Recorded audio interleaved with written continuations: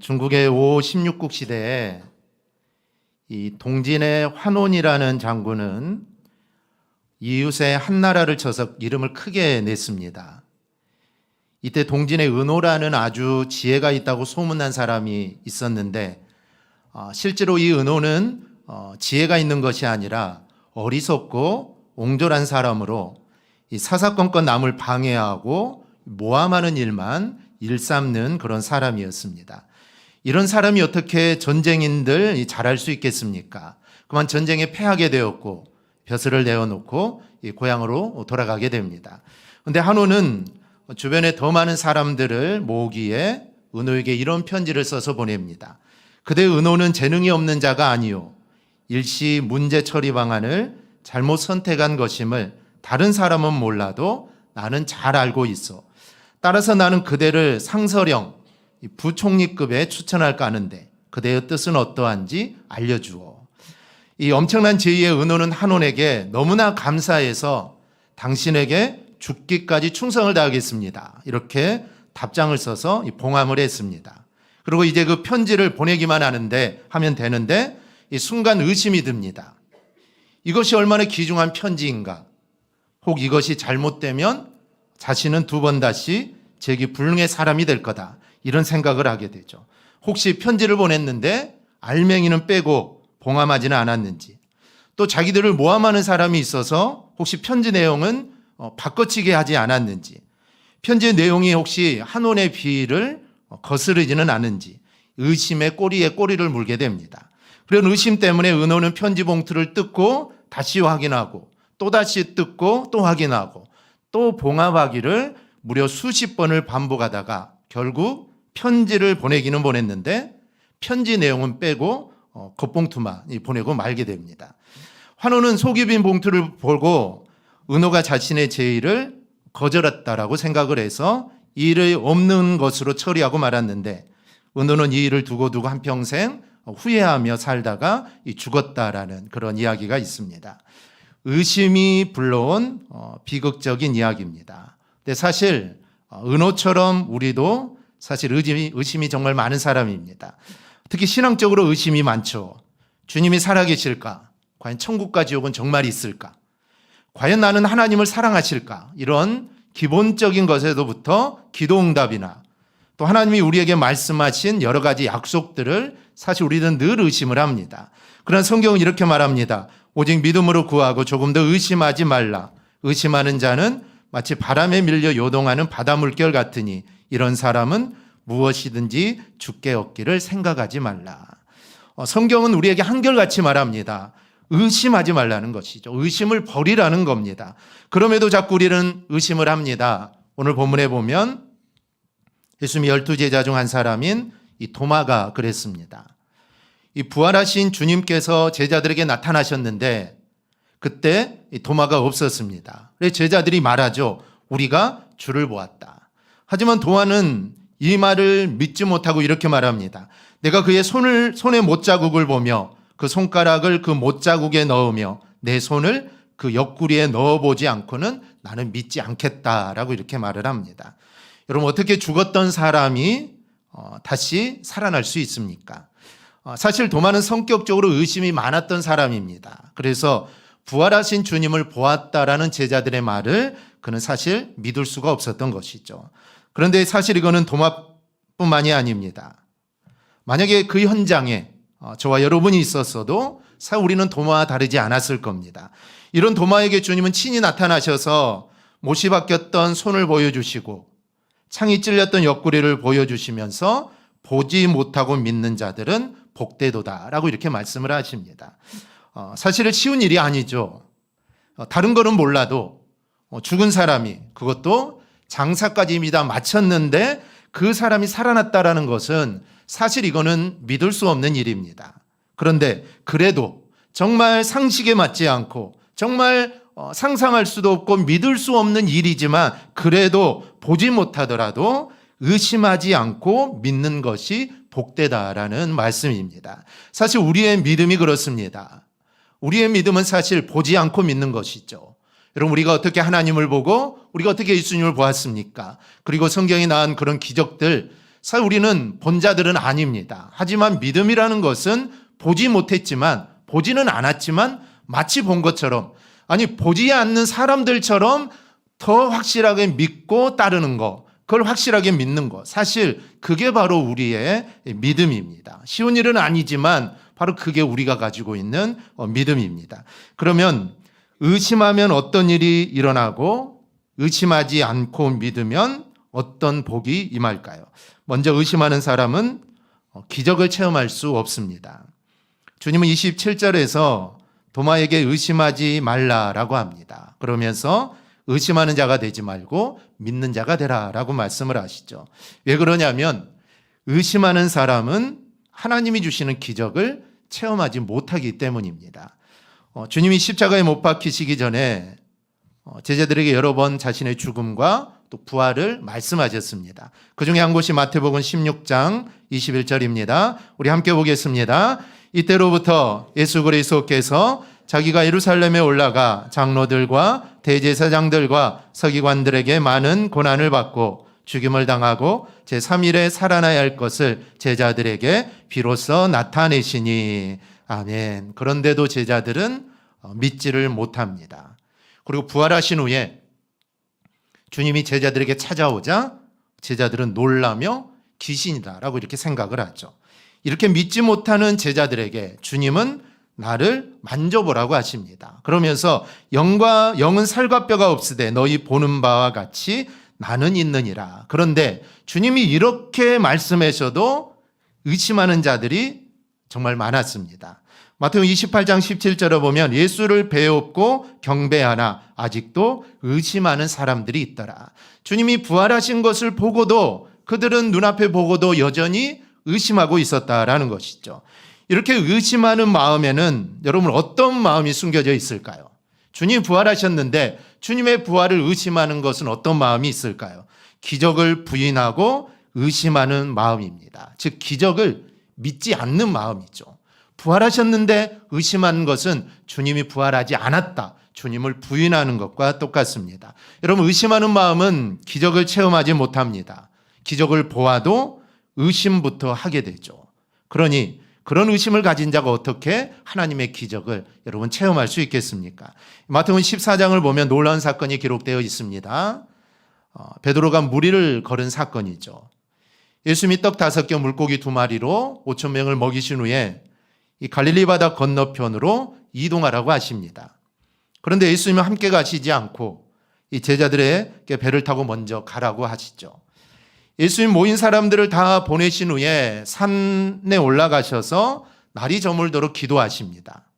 그러는 사이 배는 육지를 떠나 상당히 멀리 갔는데 갑자기 바람이 휘몰아쳐 배가 파도에 시달리고 있습니다. 이 파도에 시달리느라 한참 시간이 지났는데 약 새벽 4시쯤 되었는데 예수님이 바다 위를 걸어서 제자들에게 오시게 되죠. 바다 위로 걸어오시는 예수님을 향해 베드로가 자신도 바다 위를 걷게 해달라고 주님께 요청을 합니다. 그러자 주님이 그래 와라 라고 했을 때 베드로는 예수님을 바라보며 무리를 걷게 됩니다. 정말 놀라운 일이죠. 바다를 걸은 것이죠. 그런데 잠깐 베드로가 바다를 보는 순간 그는 겁이 났습니다. 그래서 그는 즉시 물에 빠지게 되죠. 물에 빠진 베드로가 주님께 살려달라고 외치자 주님이 즉시 손을 내밀어 베드로를 붙잡으시며 믿음이 작은 자야 왜 의심하였느냐라고 말씀을 하십니다. 여러분 믿음이 적으니 마음에 의심이 일어나는 겁니다. 내가 의심이 있다. 나에게 의심이 생겨나다. 천국은 있을까? 천국은 없을까? 내가 기도하면 하나님이 응답하실까? 응답하지 않을까? 여러분 내 마음에 의심이 생기는 것은 아직 그 마음에 믿음이 적기 때문입니다. 그 믿음이 차오르면 사실 의심이 생기지 않죠. 천국에 대한 의심이 생기지 않고 기도응답에 대한 의심이 생기지 않습니다. 하지만 믿음이 적으면 아직 믿음이 적으면 사실 의심할 수밖에 없죠. 믿을 때는 기적이 일어나는데 믿음이 있을 때는 무리를 걸어가게 되는데 의심이 생기니 물에 빠져버립니다. 분명 믿을 때는 기적이 일어났는데 의심이 생기니 기적이 일어나지 않습니다. 이렇듯 의심은 기적을 체험하지 못하게 하는 겁니다. 그렇다면 이 나의 마음 안에는 과연 주님을 향한 이 믿음이 있습니까? 아니면 주님을 향한 의심이 아직도 남아 있습니까? 만약 의심이 많다면 그 의심을 버리고 하나님을 믿는 믿음을 여러분 소유하기를 축복합니다. 그리고 이 믿음을 달라고 여러분 기도해야 합니다. 여러분 믿음은 그냥 생기는 게 아닙니다. 교회를 오래 다닌다고 자연적으로 믿음이 생기는 건 아니죠. 10년 다니고 20년 다니면 그 다니는 연수만큼 우리 믿음이 쌓여가는 것은 아닙니다.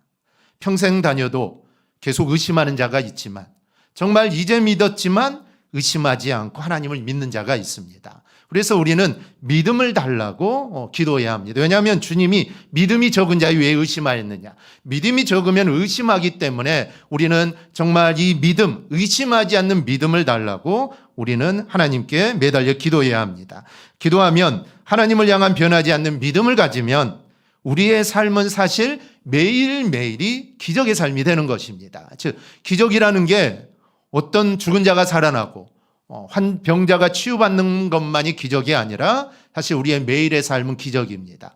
사실 오늘 아침에 일어나는 것, 눈을 뜬 것 사실 기적 중에 기적이 아닙니까? 오늘 아침에 눈을 뜨지 못하고 죽은 사람들이 사실 세어보면 정말 많을 것입니다. 그런데 우리는 오늘 하루도 눈을 떴고 또 우리의 다리로 또 주의 전에 나와서 예배하고 사실 이거 하나하나가 모두 다 기적 중에 기적입니다. 그래서 우리가 믿음을 갖고 의심하지 않으면 사실 우리의 매일매일의 삶은 늘 기적을 체험하며 사는 것입니다. 기적을 매일 체험하며 꼭 살아가기를 주님의 이름으로 축원합니다. 둘째로 의심하면 하나님의 복을 받지 못하기 때문입니다. 도마는 믿을 수가 없었습니다. 그런데 다른 제자들이 주님이 살아났다라고 말을 하죠. 본문 25절에서 내가 직접 체험하고 느껴보기 전에는 내가 믿을 수 없다라는 겁니다. 그런 도마에게 주님이 친히 오셔서 이렇게 말씀합니다. 내 손가락을 이리 내밀어 내 손을 보고 내 손을 내밀어 내 옆구리에 넣어보라. 그리하여 믿음 없는 자가 되지 말고 믿는 자가 되라. 여러분 우리가 의심을 하면 주님이 살아계신 것과 또 주님이 우리에게 은혜와 복을 주신다는 말씀도 사실 믿지를 못합니다. 그것을 믿지 않기 때문에 우리는 하나님을 기쁘시게 할 수 없고 또 하나님이 주시는 복도 사실 우리는 누리지 못합니다. 광야 40년간의 이스라엘 백성들을 보십시오. 하나님 분명히 이스라엘 백성들에게 내가 너희를 애굽에서 이끌어내어 젖과 꿀이 흐르는 가나안 땅으로 내가 너희를 인도하신다라고 말씀을 합니다. 그리고 약속대로 놀라운 10가지 재앙과 홍해를 건너는 기적을 통해 이스라엘을 추격해오는 애국 군대를 모두 다 진멸하십니다. 이 놀라운 은혜와 기적을 보고 모세와 이스라엘 백성들이 하나님을 찬양하기 시작하죠. 출애굽기 15장에 보면 여호와는 나의 힘이요 노래시며 나의 구원이시로다. 그는 나의 하나님이시니 내가 그를 찬송할 것이요 내 아버지의 하나님이시니 내가 그를 높이리로다. 여호와는 용사시니 여호와는 그의 이름이시로다. 이것만이 아닙니다. 20절을 보니 미리암과 여인들이 소고를 치며 하나님을 찬양합니다. 즉 하나님을 높이죠. 모든 것이 사실 순조로 보였습니다. 눈앞에서 기적을 봤으니 사실 어느 누구라도 하나님을 찬양하지 않을 수 없죠. 그들은 하나님을 찬양합니다. 그런데 이 믿음이 지속되지 못합니다. 문제가 생기죠. 광야를 살면서 문제가 생기기 시작합니다. 그러자 그들은 의심하기 시작하죠. 가나안을 40일 동안 정탐하고 돌아온 10명의 사람들이 무엇라고 합니까? 이 가나안은 정말 하나님 말씀대로 젖과 꿀이 흐르는 아주 좋은 땅은 맞는데 거기에는 이미 사람들이 살고 있다는 겁니다. 그리고 그들은 키가 크고 힘도 세서 성을 단단하여서 우리는 절대로 그 땅을 차지할 수 없다라는 겁니다. 홍해를 건널 때는 정말 무엇이든지 할 수 있을 것 같았고 홍해를 건널 때는 정말 하나님 한 분만 있으면 정말 못할 게 없었는데 이게 좀 시간이 지나고 약간 일들이 잘 풀리지 않자 의심이 생기니까 이런 말들을 하게 되는 겁니다. 그 말을 들은 사람들의 반응이 민수기 14장에 나옵니다. 어찌하여 여호와가 우리를 그 땅으로 인도하여 칼에 쓰러지게 하려 하는가? 우리 처자가 사로잡히리니 애굽으로 돌아가는 것이 낫지 아니하랴. 이에 서로 말하되 우리가 한 지휘관을 세우고 애굽으로 돌아가자. 물론 시간적으로는 약 1년의 시간이 지났습니다. 그런데 그렇게 하나님을 찬양했던 사람이 하나님이 주시는 만나와 메추라기를 먹고 또 반석에서 나는 물을 먹고 살았던 사람들이 왜 이런 말을 하는 것일까요?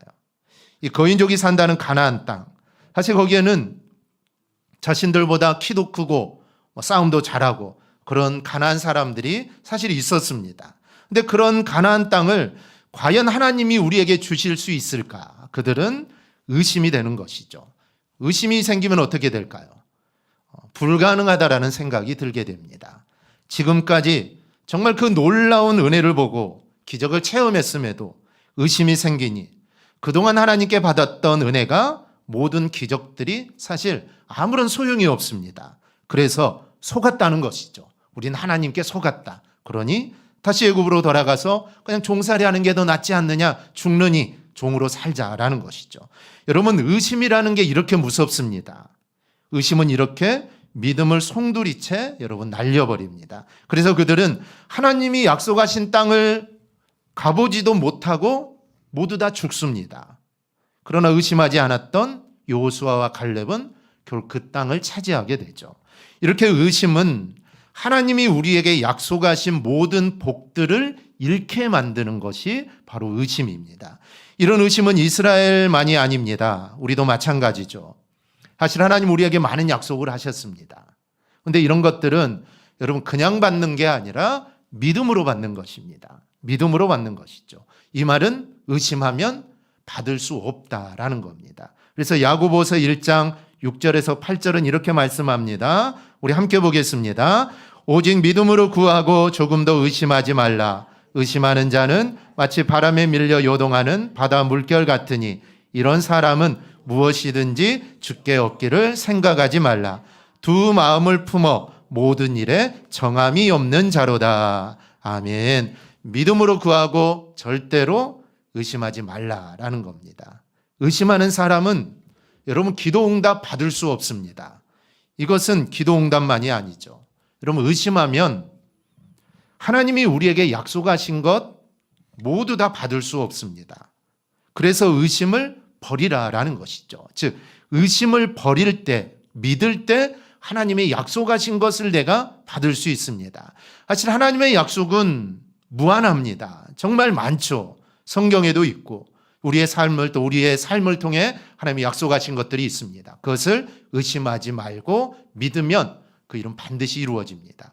아브라함, 하나님의 약속, 사실 처음에는 의심했죠. 처음에는 아들을 주신다고 했는데 아브라함은 사실 처음에는 의심했습니다. 그래서 하갈을 통해 이스마엘도 낳게 한 것이죠. 그리고 자기의 종을 후사로 또 삼겠다. 이런 일도 있었지만 결국 아브라함은 하나님의 말씀을 이제 나중에는 의심하지 않습니다. 그리고 아들을 낳을 수 없는 그때 하나님은 이삭을 주신 것이죠. 즉 의심하지 않으면 불가능한 일도 가능케 하시는 분이 바로 우리 하나님이십니다. 여러분 그 하나님만을 온전히 의지하기를 축복합니다. 셋째로 의심하면 모든 관계가 깨집니다. 27절에서 예수님은 도마에게 이렇게 말씀합니다. 내 손가락을 이리 내밀어 내 손을 보고 내 손을 내밀어 내 옆구리에 넣어보라. 그리하여 믿음 없는 자가 되지 말고 믿는 자가 되라. 주님의 부활을 의심하는 도마에게 이렇게 말씀하시는 주님의 심정은 어떠하셨을까요? 다른 제자들은 다 믿는데 제자들이 보고 말해주는데도 이 도마가 믿지 않습니다. 그냥 믿지 않는 것도 아니죠. 내 손가락을 넣어봐야겠다는 것이죠. 예수님의 옆구리에 그 창자국에 내 손가락을 넣어보지 않고는 나는 믿을 수 없다. 얼마나 큰 의심입니까?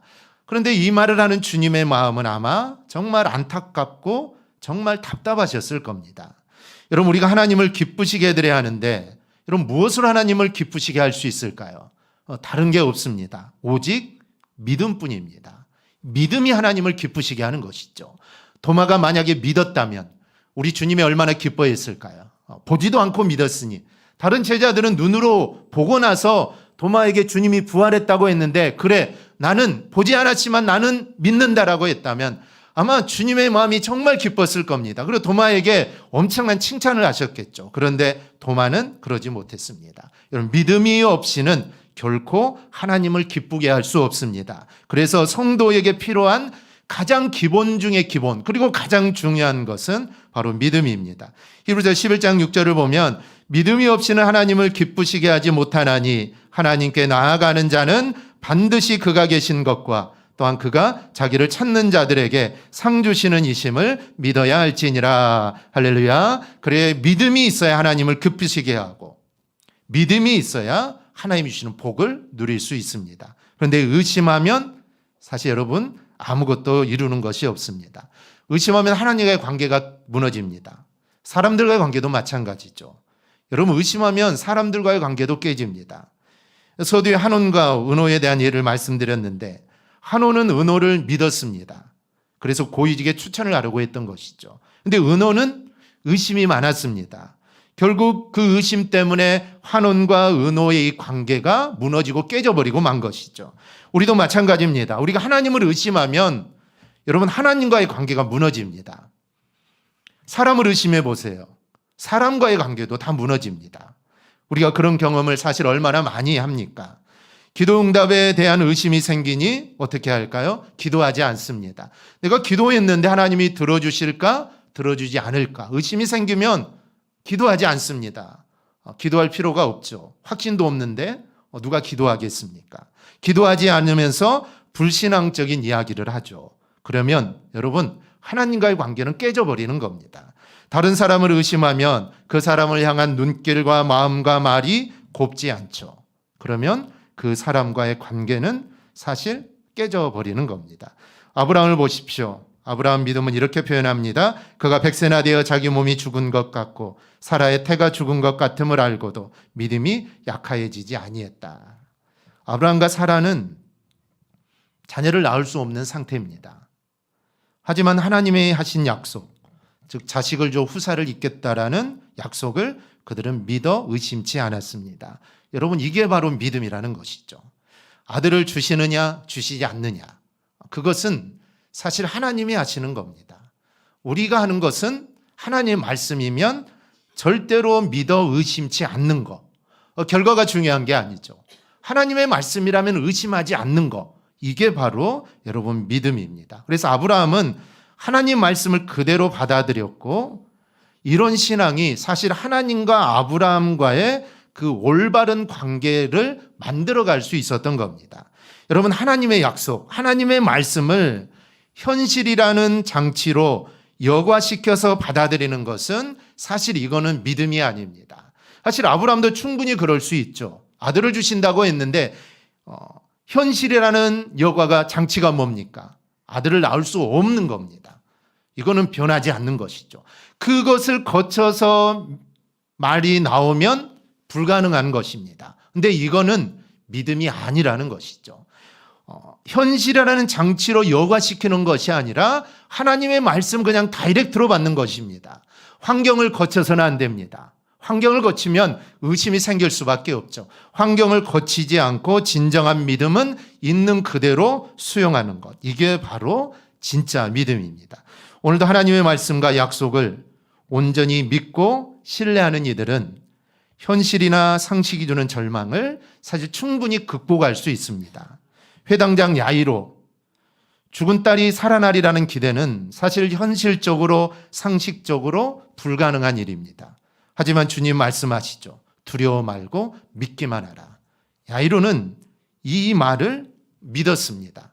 현실의 그 여과를 거치지 않고 주님의 말씀을 다이렉트로 믿은 것이죠. 그래서 자신의 죽은 딸을 다시 얻는 기쁨을 여러분 맛보게 됩니다. 여러분 하나님은 능치 못함이 없는 분임을 믿습니다. 그러니 하나님의 말씀이나 약속들을 여러분 인간적인 입장에서 관점에서 분석해서는 안 됩니다.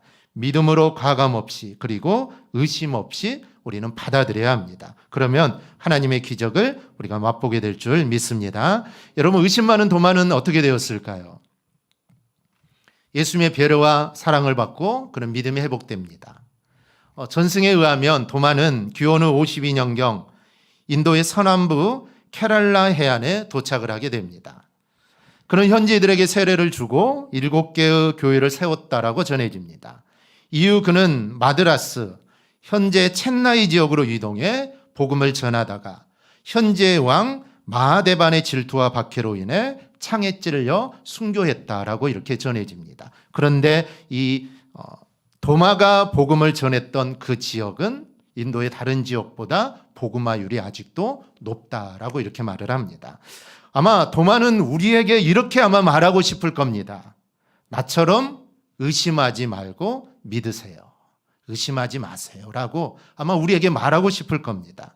의심하면 하나님이 주시는 기적도 복도 받지 못하고 하나님과 사람과의 관계도 다 깨져버립니다. 그러니 의심을 버리고 믿음으로 행하는 우리 모두가 꼭 될 수 있기를 바랍니다. 그래서 믿음으로 행해서 정말 하나님을 기쁘시게 드리는 삶을 꼭 살아가기를 주님의 이름으로 축원합니다. 아멘. 우리 찬양 함께 하겠습니다.